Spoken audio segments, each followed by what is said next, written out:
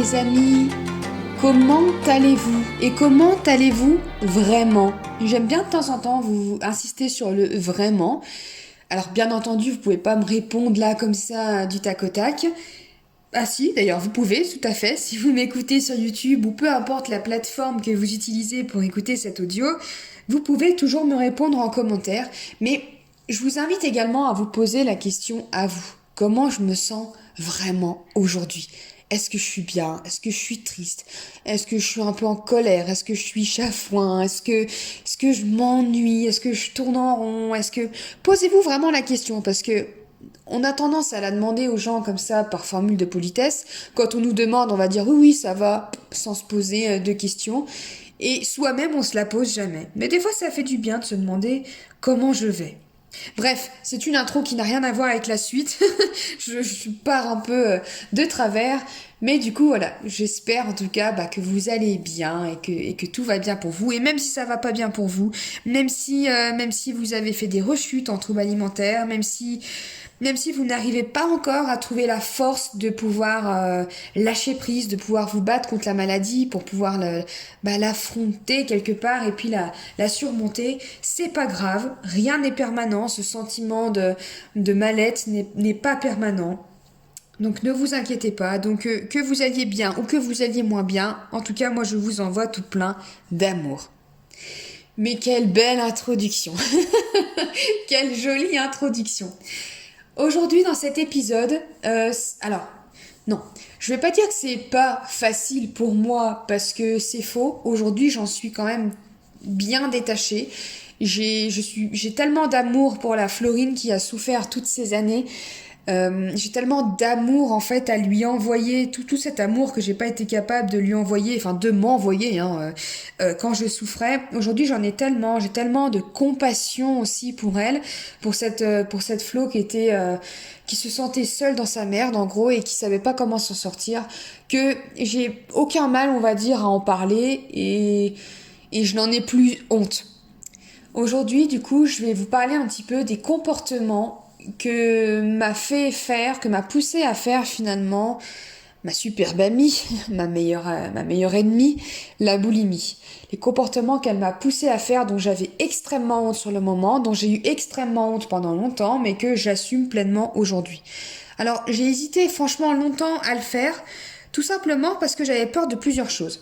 J'avais peur déjà que ça fasse un peu que je me plains, entre guillemets. J'avais peur que ça soit perçu comme ça, que les gens se disent elle se plaint, c'est pour... Enfin, je sais pas. Bref, même si c'est plus d'actualité, j'avais un peu peur de ça. J'avais peur de donner des idées. Et puis finalement, on m'a rassurée. Ma sœur, d'ailleurs, m'a bien rassurée. Mon chéri aussi, en m'expliquant que j'ai pas une chaîne de podcasts, de vidéos ou même, enfin n'importe quoi. C'est pas des choses que l'on va trouver comme ça. On va plus facilement tomber sur des vidéos de comment perdre du poids et faites du sport et compagnie que des vidéos de comment guérir de la boulimie. Je pense que ces vidéos et ces podcasts, il faut les chercher pour les trouver. Donc, je pars du principe que, et puis c'est ce que m'ont fait réaliser Camille et Logan, je pars du principe que si ces personnes-là tombent sur ma chaîne, c'est qu'elles sont dans un mood de guérison. Elles ont envie de guérir. Sinon, si elles aimaient bien, si elles n'étaient pas prêtes à guérir, elles n'en seraient pas à ce stade de chercher, je pense. Donc, à partir du moment où on recherche, où on écoute toutes ces vidéos, ces audios, je pense que la plupart d'entre vous êtes dans ce cheminement en fait de guérison. Donc je ne devrais pas tomber dans les oreilles de quelqu'un qui au contraire chercherait comment éliminer encore plus, bref, chercherait des astuces. Je ne pense pas, je ne l'espère pas. Bien entendu, si vous êtes dans cette optique, je vous invite, même si je pourrais pas vous forcer, à quitter ce genre de vidéo où je parle de mon expérience. Voilà. Donc du coup, je me suis aussi beaucoup retenue pour ça, par peur de donner des idées, donc par peur finalement d'être jugée, mais dans le sens qu'on se dise, qu'on comprenne pas les intentions pour lesquelles je partage. Et j'ai aussi également hésité parce que je voulais pas non plus faire exposer un peu ma vie à une forme de voyeurisme entre guillemets. Il y a des personnes et c'est pas il y a des personnes, c'est un peu humain. On aime bien aussi connaître les choses un peu trash, les choses difficiles de la vie de quelqu'un. Enfin, on aime bien en fait tout ça, on a envie de savoir et tout ça, mais finalement sans grand intérêt derrière quoi. Donc du coup je voulais pas non plus que mon expérience serve à ça. Donc du coup jusqu'à maintenant j'en avais pas parlé. Mais il y a plein de personnes qui m'ont demandé, je crois que c'est sous une dernière de mes vidéos également, l'une d'entre vous m'a dit que ça serait bien si je pouvais parler justement des comportements que j'ai eus à cause de la boulimie. Et c'est là que j'ai commencé à réfléchir parce que je me suis dit, bon, ça fait quand même plusieurs personnes qui me demandent. Et en parallèle, il y a aussi des femmes qui me disaient, ouais, mais tu vois, moi, je fais ça quand même. Et qui se confiaient à moi du coup de certains comportements dont elles avaient honte. Moi, je fais ci, je fais ça. Tu te rends compte, moi, j'ai vraiment un souci. J'ai vraiment un... En gros, elles considéraient du coup, elles considèrent leur cas encore plus grave parce qu'elles font des choses qui pour elles sont vraiment très honteuses. Et c'est ça qui m'a amené à réfléchir, c'est que je me suis dit, c'est vrai que ça, ce genre de pensée, je l'ai eu aussi. Quand j'ai commencé à atterrir sur YouTube, à écouter Amina Suter, à écouter un petit peu après d'autres comptes de personnes qui parlent de troubles alimentaires, quand moi j'étais encore dedans, je me disais, ouais, mais ça reste une forme de boulimie qui reste tranquille, quoi, même si c'était déjà, et même si c'est déjà bien trash, hein. Mais pour moi qui étais dedans, je me disais ça. Et je me disais, moi, j'ai quand même fait des choses qui sont bien pires que, enfin, à mon avis, hein, qui sont bien pires que ça. Donc moi, non, je vais jamais réussir à m'en sortir parce que moi, du coup, je suis bien pire qu'elle, en fait. Et finalement, je pense que ces personnes, elles racontaient pas tout dans le détail parce que, soit parce que c'est trop intime pour elles, soit pour les raisons que j'ai évoquées moi-même, ou bref, on s'en fiche. Mais moi, du coup, j'ai pensé différemment et je me suis dit, pourquoi Flo? Oui, toi, tu irais pas un peu dans le détail et pour rassurer finalement, les femmes également, ou les hommes, mais qui sont en souffrance et leur dire, non mais vous inquiétez pas, j'ai pas eu une boulimie toute lisse, bien que ça n'existe pas, mais c'est pour dire, moi aussi j'ai fait des trucs de dingue, des trucs honteux, euh, et voilà en fait, et j'ai quand même réussi à m'en sortir. Donc si toi tu fais le même genre de choses, les mêmes choses, etc., tu peux aussi t'en sortir. Et aussi pour déculpabiliser un peu, parce qu'on a tellement honte, mais il faut pas oublier que c'est pas des comportements qu'on aurait... D'ailleurs, c'est plus des comportements que j'ai aujourd'hui puisque je suis guérie. Donc c'est vraiment des conséquences de la maladie, des conséquences de ces troubles psychiques un petit peu. Donc il faut pas se blâmer et se dire je suis complètement cinglée, qu'est-ce que enfin voilà, il y a un truc qui tourne pas rond chez moi, machin machin. Non, en fait, c'est des comportements qui malheureusement sont normaux quand on souffre de boulimie ou quand on souffre de troubles alimentaires. Je suis désolée, il est possible que je renifle encore. Je suis obligée de faire encore des pauses pour me moucher. J'ai l'impression que je ne vais jamais m'en sortir. Entre le rhume, ensuite le Covid et maintenant le pollen, mon nez est en PLS. Je n'en peux plus. Je passe mon temps à me moucher, à éternuer, à me gratter les yeux et le nez. Je n'en peux plus. Donc voilà, si vous m'entendez des fois renifler, j'essaye de faire attention parce que je sais que c'est désagréable, mais ça peut arriver sans que je m'en rende compte, donc je m'en excuse par avance. Dans les choses du coup dont je vais vous parler ensuite, forcément il y en a que j'ai déjà évoqué dans des podcasts ou dans des vidéos. C'est vrai que maintenant je commence à avoir pas mal de contenu. J'ai blablaté pas mal depuis un an, depuis un an et demi. Donc forcément, il y a des choses que j'ai déjà évoquées, bien entendu, mais je vais essayer de survoler un petit peu comme ça les choses. J'ai noté un petit peu tout ce qui m'était revenu à l'esprit. Il y a forcément des choses que j'ai oubliées, parce qu'en 13 ans de maladie, je sais que j'ai pas du tout retenir. Des choses qui me sont parvenues là comme ça, qui me reviendront peut-être plus tard, mais c'est pas grave. Donc du coup, commençons sans plus tarder. Le premier truc, on va dire, qui me revient à l'esprit, j'en ai parlé d'ailleurs dans un podcast, je sais pas quand c'est que je l'aurais sorti, mais j'en aurais déjà parlé, peut-être la semaine dernière, ou il y a 2 semaines, je sais plus. Mais il y avait le truc de se servir ou resservir en cachette On parle pas de crise en fait, là on parle de repas normal ou de normal en fait, hors crise, sans qu'il y ait d'excès ou quoi que ce soit, mais le fait de me cacher en fait pour manger par peur que les autres le voient. Donc j'avais donné un exemple la dernière fois avec les cookies, et ben là voilà encore une fois c'est pareil, c'est-à-dire que dès que la personne ou les personnes, je sais pas, quittent la pièce ou s'éloignent ou tournent le dos ou quoi que ce soit, je me retrouve seule entre guillemets avec l'aliment que je convoite mais que je n'osais pas reprendre tant que j'étais pas seule. Là, si je sens que je suis pas regardée, vite, je vais prendre et puis bah forcément, j'ai pas envie qu'on me voit le manger, donc je vais vite le manger et vite l'engloutir. Ça peut être une part de tarte par exemple qui reste dans le plat. Et ben hop, dès qu'il y a des gens qui ont quitté la table, ils sont censés revenir ou j'en sais rien, ils sont tous partis aux toilettes, fumer ou qu'est-ce que vous voulez. Vite, j'en profite, je pique une part, je me la mets en entier dans le sifflet, je l'avale. Je rigole encore une fois, mais vous avez l'habitude maintenant, enfin c'est pas j'essaye, c'est je mets de la légèreté dans tout ça parce que c'est déjà assez lourd comme maladie pour prendre en plus un air d'enterrement pour en parler. Donc c'est ma manière à moi d'en parler. Mais voilà, et je l'avalais comme ça, vite, vite, vite. Au final, je n'éprouvais même pas de plaisir, mais de peur en fait que les gens me voient. Donc il y avait ça, me servir ou me resservir en cachette. Et il y avait aussi du coup de finir les assiettes des autres. Et ça, je me rappelle très bien en plus, hein, je sais plus à quel moment de la maladie, mais je me rappelle une fois que mon père il m'avait dit, on parlait du coup de la boulimie, t'en es pas. Je sais plus comment il m'avait formulé ça, mais je sais même pas si lui s'en rappelle. Mais il m'avait posé la question en fait. Est-ce que tu finis les assiettes des autres et tout? Et j'avais fait non, mais non, quand même, je n'en suis pas à là. Et dans ma tête, je m'étais dit, mon Dieu, il sait, parce que je pense même pas qu'il savait, j'en sais rien en fait. Mais j'étais terrorisée à l'idée que quelqu'un puisse le voir, parce que ça, j'en avais extrêmement honte.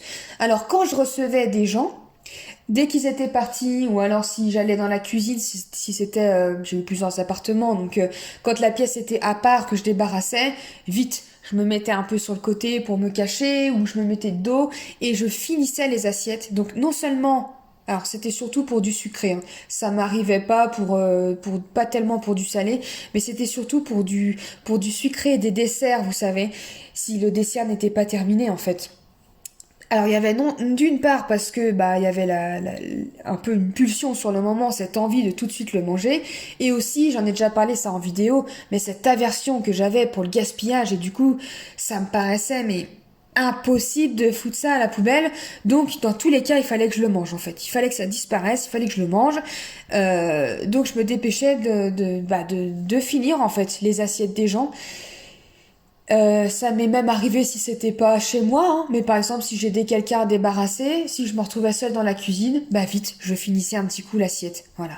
Donc aujourd'hui, je n'aurais jamais pensé que je pourrais un jour raconter ça comme ça sur YouTube à la vue de tout le monde, j'allais dire, mais voilà, des choses qui pourraient aussi tomber, je sais pas si les gens que je connais, mes proches m'écoutent, mais ça peut tomber dans leurs oreilles, enfin j'aurais jamais pensé que je pourrais assumer un truc pareil, mais je le fais parce que voilà, je suis guérie et puis surtout je sais que ce comportement-là, beaucoup de personnes en trouble alimentaire l'ont, et on en a énormément honte, mais encore une fois, je vous rassure, hein, vous n'êtes pas les seuls. Vous n'êtes pas des cinglés, vous n'êtes pas des monstres. Et c'est malheureusement des comportements qui sont tristes, mais normaux. Bizarres, mais normaux, qui vont avec la maladie.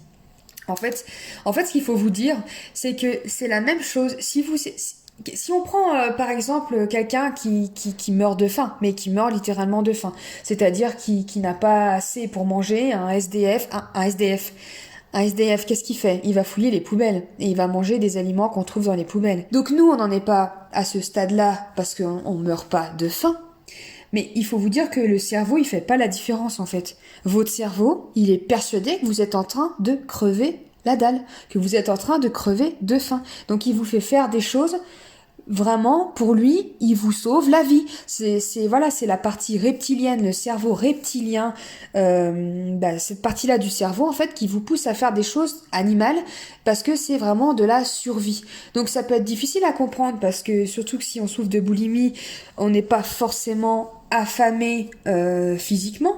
Moi, par exemple, pendant toute une partie de ma boulimie, la moitié de ma boulimie, je mangeais en même temps. J'étais pas affamée en fait. Je mangeais même bien quand je faisais de la musculation puisque je voulais prendre du muscle.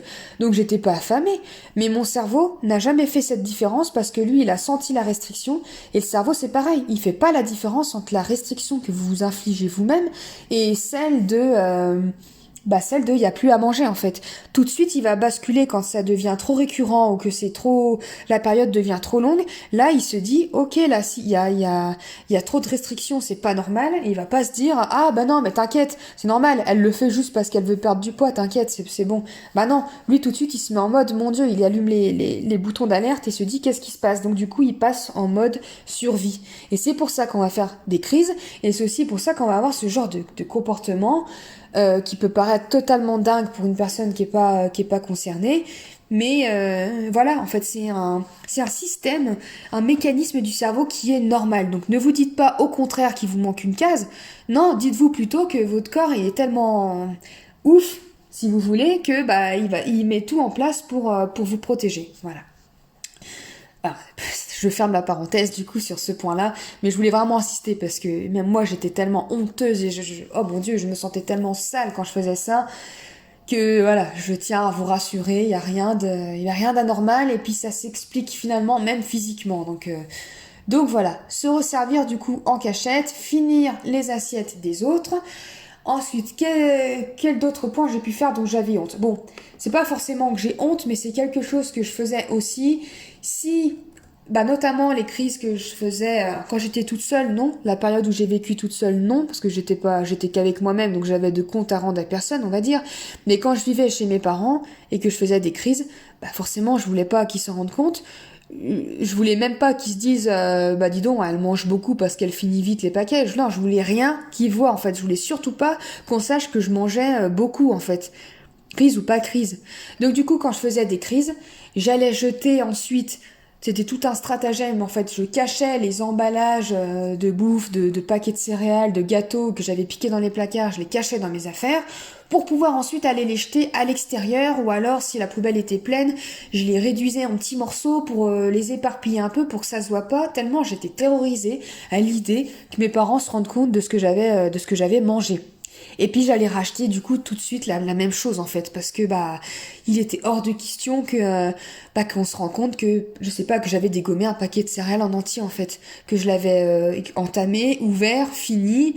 Bah non. Donc du coup, je cachais un petit peu les cadavres et puis j'allais vite en racheter et je les remplaçais comme ça, ni vu ni connu, personne ne se rendait compte. Bon, forcément, il y a plein de fois où mes parents se sont dit, tiens, c'est bizarre, il y en a déjà plus. Mais je pense qu'on est loin de penser à... On se dit juste, bah dis donc, qu'est-ce qu'elle mange, qu'est-ce qu'elle grignote, qu'est-ce qu'elle est gourmande, mais c'est pas forcément la première pensée qu'on va avoir à se dire, ouh là, c'est bizarre, il y a crise de boulimie. Mais donc bref, du coup, j'allais vite racheter ça. J'avais aussi, du coup, si je rebondis, c'est un petit peu lié. Alors, il y a deux branches qui sont liées à ce que je viens de dire. Il y a celle dont j'avais parlé la dernière fois aussi, c'est-à-dire de, même si c'est pas forcément en crise, de cacher en fait tout ce que je mangeais. J'ai pris l'exemple du Ferrero Rocher la dernière fois. Je parle trop vite, j'articule pas. Dites-le moi d'ailleurs si vous trouvez que j'articule pas assez dans mes vidéos, mais quand je suis prise dans le flow, c'est vrai que des fois, je m'en rends pas trop compte. Mais j'avais pris l'exemple de l'emballage du Ferrero Rocher, même si j'en ai mangé qu'un, que j'allais le cacher de peur à ce que mon chéri le voie. Et puis alors pire encore, qu'il me dise «Oh, t'as mangé un petit Ferrero». Enfin ça me paraissait impossible.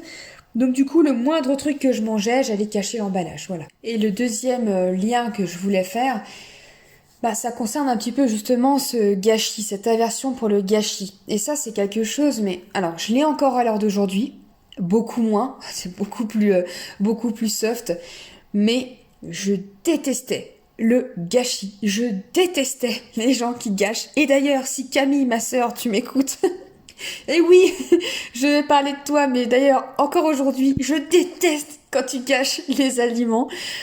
Mais bon, ça s'est quand même beaucoup calmé. Mais je gâchais tellement que des fois, j'allais faire des crises justement par pas envie de gâcher. Alors, par exemple, je suis en train de faire une crise, Je me sers mon énième bol de céréales, parce que j'adore les céréales, donc je crisais beaucoup aussi là-dessus, parce que forcément je me les interdisais totalement. Aujourd'hui, j'en mange très régulièrement et je suis en paix avec ça. Et je peux manger un seul bol ou un mug sans souci, alors qu'avant, je m'enfilais en crise des bols et des bols et des bols, puisque je pouvais dégommer un paquet de céréales en entier. Inutile de préciser que je ne parle pas des paquets de céréales individuels avec des portions de bébé, hein. Mais voilà. Donc j'en suis à mon énième bol et là je sens en fait, je sens que j'en peux plus. Je sens que ça y est en fait, que là si je continue, je vais même pas avoir besoin de gestes, je vais vomir en fait tellement je suis à ras-bord. Je sais, c'est trash, mais on a dit on censure pas, hein. Eh ben, soit j'allais quand même me forcer à finir mon bol, sachant que je me sentais dans un état, mais je n'en pouvais plus. Ou alors, j'allais aux toilettes, mais quand je revenais, ça me paraissait impossible de jeter. Donc, je refinissais mon bol, et puis je retombais dans ce truc de foutu pour foutu, parce qu'en plus, il y a ce truc de je pouvais pas vomir pour rien, entre guillemets, c'est-à-dire que si je vomissais, il fallait que mon estomac soit plein à craquer. Donc, du coup, finalement, je remangeais après d'autres aliments pour être à ras-bord et aller éliminer. Je pouvais faire ça aussi si c'était des aliments que j'avais achetés exprès pour la crise, des pains au chocolat, des gâteaux, des biscuits, des machins, bref, des trucs que j'avais pas du tout l'habitude d'acheter, des céréales à la limite. Il y en avait quand il y avait mes parents, il y en avait quand je vivais avec mon chéri, il y avait des céréales qui étaient là puisque lui il en consommait.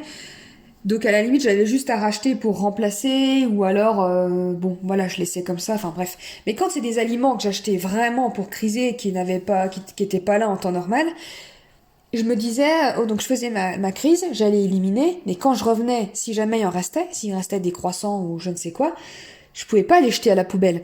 Je pouvais pas les laisser non plus parce que sinon il aurait fallu dire à mon chéri bah oui j'en ai acheté et comme c'était pour moi impossible d'assumer de manger et puis de toute façon j'avais l'impression moi que c'était écrit sur ma tête elle a acheté pour faire une crise, enfin il fallait pas que ça reste là. Donc vu que je pouvais pas le jeter, que je pouvais pas le laisser, bah fallait que je le mange.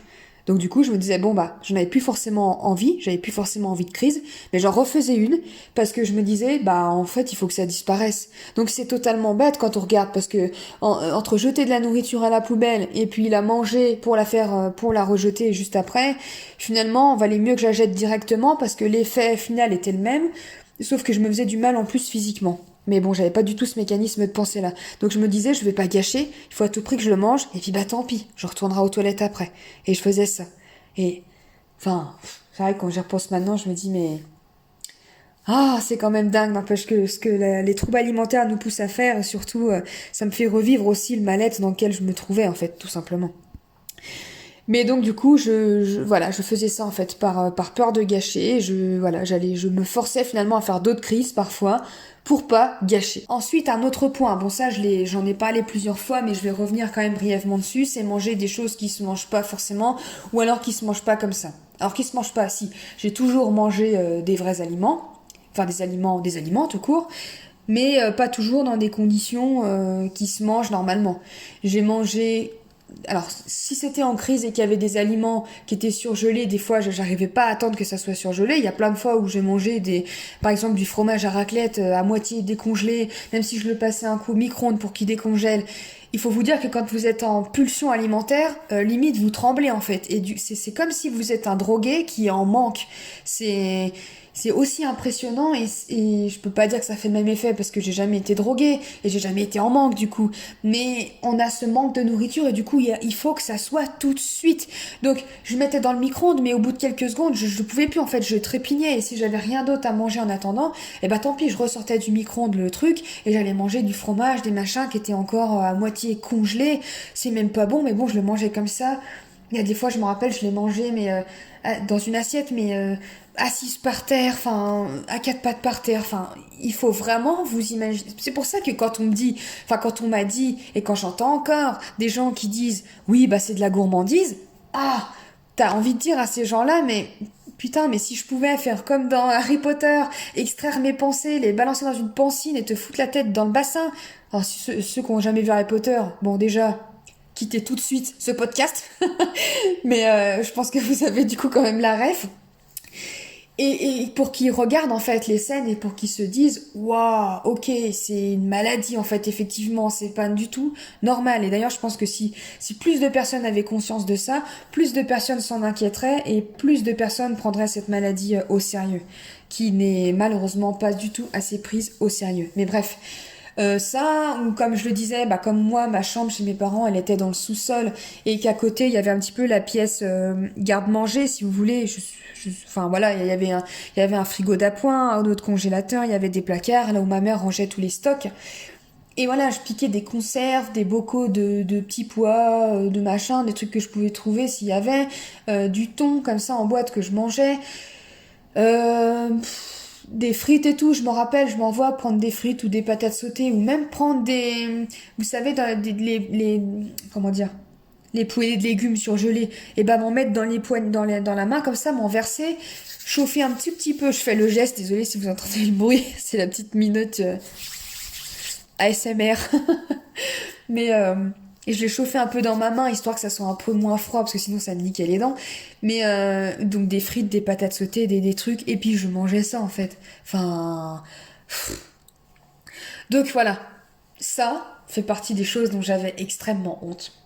Et ensuite, je crois qu'on va rentrer dans les trucs qui m'ont encore plus mis mal. Bon, bien que le fait de finir les assiettes c'était déjà un point assez énorme, mais là on va vraiment rentrer dans les points que j'aurais jamais pensé pouvoir aborder au grand jour, mais allons-y, voilà, on est entre nous, donc on n'est pas beaucoup en plus sur ma chaîne, donc je peux me permettre, j'ai l'impression de parler un petit peu avec des copines et des copains, pardon messieurs, parce que je sais qu'il y a quelques hommes dans l'assemblée. Quand je faisais des crises chez des amis, par exemple, alors j'en ai fait je crois que j'en ai fait chez tout le monde, j'en ai fait partout puisque j'ai réussi même à en faire au boulot, donc c'est pour dire, ça aussi fait partie d'un comportement. Mais bon, bref, c'est pas tellement là où je voulais en venir. Mais les excuses et l'excuse que j'ai sortie, je rigole maintenant parce que je me dis, mais même moi je me disais, c'est tellement gros, comment les gens y croient? C'est pas possible en fait, c'est pas possible. Donc quand c'était chez des amis, des fois, j'arrivais pas, ça m'était impossible d'éliminer chez eux. Soit parce que les toilettes étaient vraiment juste à côté de la pièce, soit je sais pas. Voilà, des fois c'était pas possible. J'arrivais quand même souvent à trouver un moyen quand même d'aller finalement vomir sous le nez de mes amis, mais il y a des fois ça me paraissait pas possible. Je le sentais pas, donc je le faisais pas. Et je faisais quand même. Quand j'avais à l'époque, quand je vivais seule dans mon appartement, j'avais un petit hamster, ma petite pistache, un petit hamster nain, petite pistache que j'aimais beaucoup mais bref, mais c'était ma petite pistache.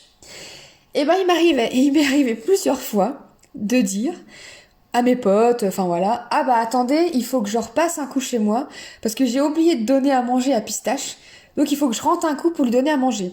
Comme si, en gros, c'était... Bon, en plus, bon, voilà, un hamster nain peut rester un petit peu longtemps sans manger, mais c'était totalement faux. De toute façon, elle avait sa dose quand il fallait, elle avait même un machin, je me rappelle, des espèces d'épis de graines, là, qui pendent. Enfin bref, elle aurait pas pu crever de faim, ma pistache. D'ailleurs, elle se portait bien.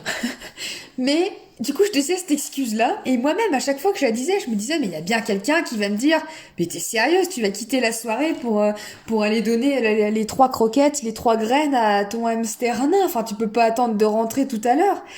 Parce que voilà, enfin, je veux dire, moi, ça me paraît gros.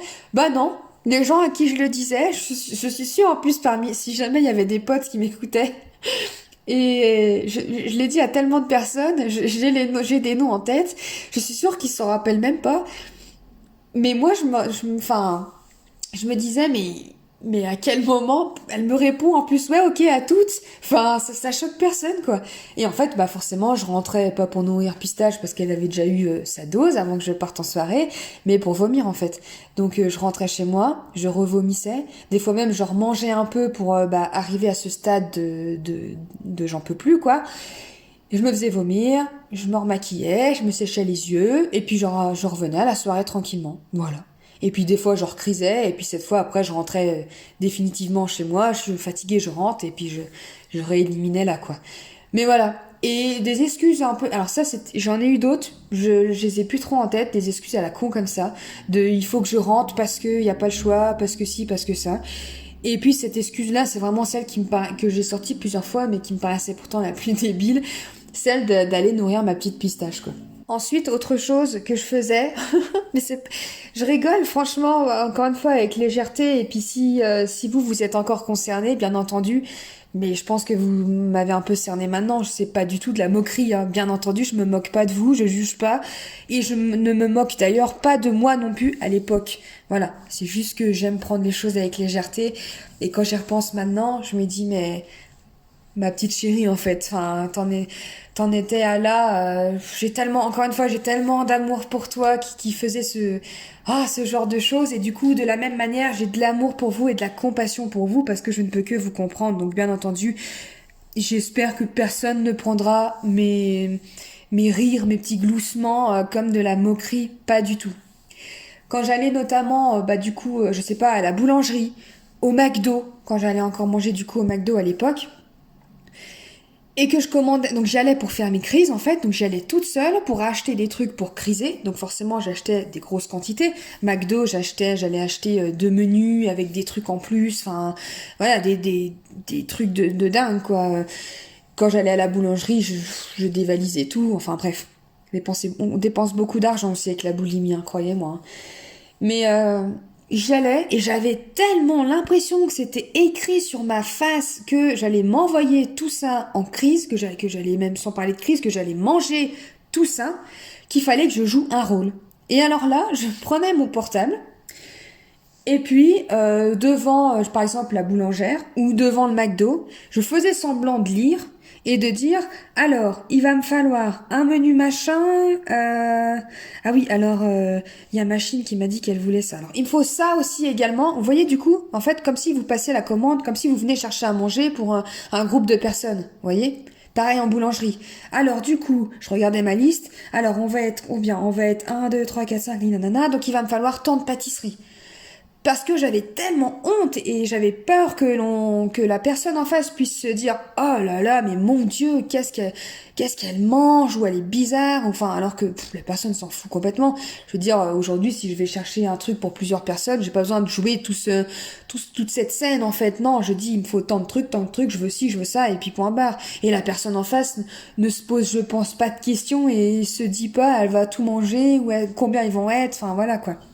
Mais donc du coup, je jouais ce rôle et des fois, je le faisais même auprès de la caissière parce que j'avais tellement l'impression, encore une fois, hein, je sais que c'est faux, hein, mais si j'étais à Carrefour, que je posais tous mes paquets de gâteaux ou que je voyais des gens aux alentours, vous savez, en plus des fois, on regarde mais machinalement les courses, enfin moi, ça m'arrive des fois de regarder mais sans juger en fait les courses de la personne d'avant ou d'après moi en fait. Mais soit je suis dans mes pensées, soit je regarde, soit des fois je me dis oh ça me donne trop envie de manger ça, enfin bref.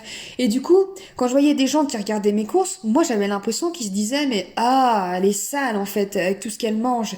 Et donc du coup bah là encore fallait que je joue ce jeu quoi. Donc des fois je faisais semblant d'être au téléphone et de dire oui oui c'est bon t'inquiète j'ai pris tes gâteaux, oui oui t'inquiète c'est bon j'ai pris tes chocs à pic, ouais c'est bon j'ai tout machin machin pour que la caissière entende, pour que les gens autour entendent. Et comme ça, j'avais l'impression que tout le monde se disait ah non, mais c'est pas pour elle toute seule, en fait, c'est pour... elle a pris ça pour d'autres gens. Donc voilà. Et ça, pour en avoir discuté aussi avec d'autres personnes, je sais que je suis pas la seule du coup à faire ça. Tous ces comportements, j'avais l'impression que j'étais la seule, que j'étais zinzin à avoir ce genre de comportement. Quand du coup j'ai commencé à écouter d'autres personnes parler de leur boulimie et qui n'allaient pas trop dans le détail là, je me disais ouais mais bon moi je suis vraiment malade en fait parce que vu ce que je fais et en fait non c'est juste qu'on ne dit pas tout, peu importe la raison. Mais vous êtes pas seul et puis moi je me rends bien compte du coup que j'étais pas du tout seule non plus à faire ça. Et là, bon, je vais terminer avec deux autres points et qui sont pour moi franchement les plus gros. Encore une fois, j'assume totalement, hein, mais qui sont ceux dont je suis le moins fière. C'est ma façon en fait de compenser et d'éliminer quand je me sentais que j'avais pas le choix. Donc voilà, il y avait parfois, comme je vous disais, du coup j'utilisais pistache comme alibi ou d'autres excuses un peu du même genre pour rentrer, pour m'éclipser un petit coup et revenir après à la soirée. Mais il y a des fois où tout ça n'était pas forcément possible et ça m'est arrivé à plusieurs reprises par exemple. En fait je savais combien de temps j'avais pour éliminer après avoir mangé. Je savais combien de temps il me fallait si je voulais pouvoir tout revomir, on va dire. Si vraiment il y a des personnes sensibles avec ça, je vous invite vraiment, bon maintenant on arrive à la fin, mais à quitter la vidéo, quoi, parce que mon but n'est pas de choquer ou quoi que ce soit, hein. Mais, comment? Et du coup, si je voyais que j'avais pas le temps ou que je pouvais pas, enfin en fait ça m'est arrivé plusieurs fois le soir, donc la nuit en rentrant, de m'arrêter dans un petit coin un peu en retrait et d'aller vomir dehors en fait sur le entre guillemets sur le bord de la route quoi. Parce que soit j'avais trop de route pour rentrer, soit parce que je me disais bah non, j'ai plus assez de temps, enfin si je veux essayer de tout éliminer tout éliminer en fait dans l'entièreté, et ben il faut que je le fasse maintenant, j'aurai pas le temps de rentrer, enfin bref. Donc du coup de vomir comme ça, de m'arrêter en chemin et puis de vomir dehors. Ou aussi bah du coup quand j'étais dans ma chambre, quand j'habitais encore chez mes parents dans le sous-sol, et que je faisais des crises en fait ces crises là je pouvais pas remonter à l'étage et il y avait pas de toilette à mon niveau et je pouvais pas remonter à l'étage et aller vomir surtout que les toilettes étaient juste à côté de la chambre de mes parents donc j'avais trop peur de me faire griller enfin trop peur que ça s'entende de les réveiller ou quoi que ce soit donc du coup bah je vomissais dans des sacs dans ma chambre et des sacs dont je me débarrassais ensuite le lendemain mais dans des sacs poubelles, enfin voilà, dans des sacs en fait qu'après je fermais bien. Et puis il y avait quand même un lavabo en bas, donc après j'allais me rincer un petit peu. Et puis je me débarrassais du sac le lendemain. Voilà. Bon, j'ai pas plus à m'éterniser là-dessus. Mais c'est les deux points qui clôturent, on va dire, cet épisode sur les choses dont j'avais honte, les plus honteuses à mes yeux, que m'a poussé à faire la boulimie. Donc peut-être que vous faites pas ça, et tant mieux si c'est pas le cas. Peut-être que vous faites d'autres choses, peut-être que vous faites des choses du même genre. On s'en fiche. Le but de l'épisode, en fait, c'était de vous rassurer et de vous rassurer en fait sur le fait que même si c'est un comportement qui est anormal, en soi, il y a rien d'anormal à le faire quand on souffre de boulimie. En fait, ça fait partie des pas des critères, mais ça fait partie des comment dire des lignes du contrat en fait avec la boulimie quoi d'avoir des comportements comme ça qui sont honteux qui sont pas forcément normaux donc je voulais vous rassurer vous êtes pas isolés et si moi j'ai réussi à m'en sortir je m'en suis pas sortie parce que j'avais une forme de boulimie qui était très douce bien que pour moi il y en a aucune qui soit douce mais vu que c'est comme ça qu'on peut penser quand on est dans la maladie. Non, non, moi aussi, je suis restée longtemps dedans. Moi aussi, j'ai eu ces comportements chelous. Moi aussi, j'ai fait des choses assez extrêmes. Et puis, au final, j'ai quand même réussi à m'en sortir. Donc, il n'y a pas de raison que vous n'y arrivez pas, en fait. Donc voilà, c'était vraiment pour ça, pour vous dire que si moi je l'ai fait, vous pouvez le faire, que vous êtes pas pire, pas moins. De toute façon, il n'y a pas de hiérarchie à partir du moment où on souffre. On souffre, en fait, c'est tout. On souffre quand même de la maladie. Et puis vous n'êtes pas des monstres comme moi je pouvais penser de moi à l'époque. Vous n'êtes pas zinzin, vous n'avez pas un pet au cast, vous avez pas un comment dire. Moi je me disais j'ai vraiment une défaillance mentale en fait si vous voulez. Bah non, c'est pas le cas, c'est parce que tout ça ça reste pas après ça s'envole avec la guérison et heureusement. Voilà. Comme d'habitude, n'hésitez pas à me faire votre retour du coup pour cet épisode. À me dire ce que vous en avez pensé en espérant du coup que ça va plus vous aider et pas vous desservir comme j'avais peur comme je vous disais au début de l'épisode. On se retrouve de toute façon nous pour un nouvel épisode du podcast mercredi prochain. Avant tout ça, il y aura une vidéo sur YouTube dimanche en fin de journée, en fin d'après-midi. En attendant, je vous souhaite une belle journée, une belle soirée. Je sais pas où vous en êtes quand vous m'écoutez et je vous dis à la prochaine. Ciao.